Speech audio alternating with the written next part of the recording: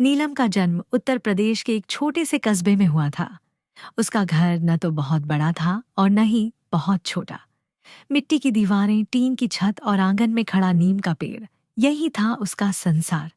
बचपन की मासूमियत से भरा उसका चेहरा और काजल लगी आंखें हमेशा मुस्कुराती रहती। नीलम की माँ गृहिणी थी। उन्होंने अपना पूरा जीवन परिवार और बच्चों में लगा दिया था। पिता एक छोटे किसान थे जो मेहनत तो बहुत करते, लेकिन गुजारा मुश्किल से चलता।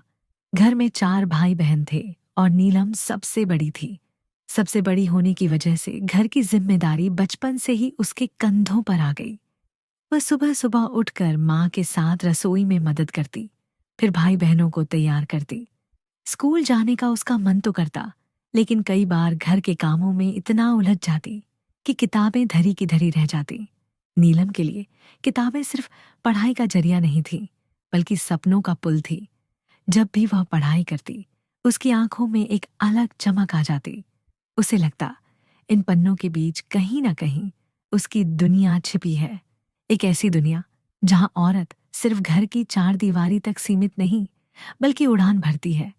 लेकिन उस छोटे कस्बे का माहौल और सोच अलग थी। लड़कियों के लिए ज्यादा पढ़ाई को अच्छा नहीं माना जाता था। गांव के बुजुर्ग कहते, लड़कियों को ज्यादा पढ़ाने की क्या जरूरत, आखिरकार तो उन्हें रसोई ही संभालनी है। नीलम इन शब्दों को सुनकर चुप हो जाती, लेकिन उसके अंदर एक तूफान उठता। वह जानती थी कि वह सिर्फ घर के कामों तक सीमित नहीं रहना चाहती। उसके सपने किताबों के पन्नों से आगे थे। स्कूल में उसकी एक सबसे प्यारी दोस्त थी, राधा। दोनों घंटों बैठकर सपनों की बातें करती। राधा कहती, नीलम, एक दिन मैं शहर जाकर डॉक्टर बनूंगी। नीलम हंसकर कहती, और मैं तो चाहती हूं कि मेरी कहानी किताबों में छपे, लोग पढ़ें और सोचें कि औरत भी अपनी दुनिया बना सकती है। उनकी हंसी, उनकी बातें, उनका साथ, सब बचपन के उन सुनहरे पलों में से थे जिन्हें नीलम कभी नहीं भूल पाई।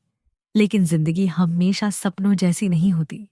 जब नीलम 10वीं कक्षा में पहुंची, तभी घर में पैसों की तंगी बढ़ गई।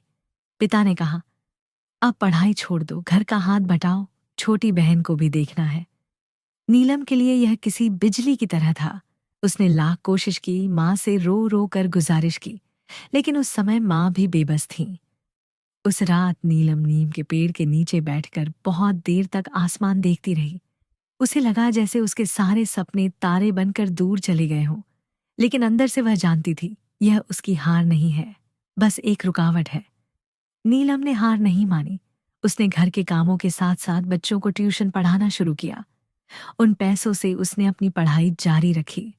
वह जानती थी कि अगर उसने हार मान ली तो उसकी जिंदगी उसी आंगन और उस नियम के पेड़ तक सिमट जाएगी। धीरे धीरे कस्बे में लोग कहने लगे, ये लड़की कुछ अलग है, पढ़ाई में भी अच्छी और जिम्मेदार भी। नीलम के लिए यह सिर्फ तारीफ नहीं थी, बल्कि आगे बढ़ने की सीढ़ी थी।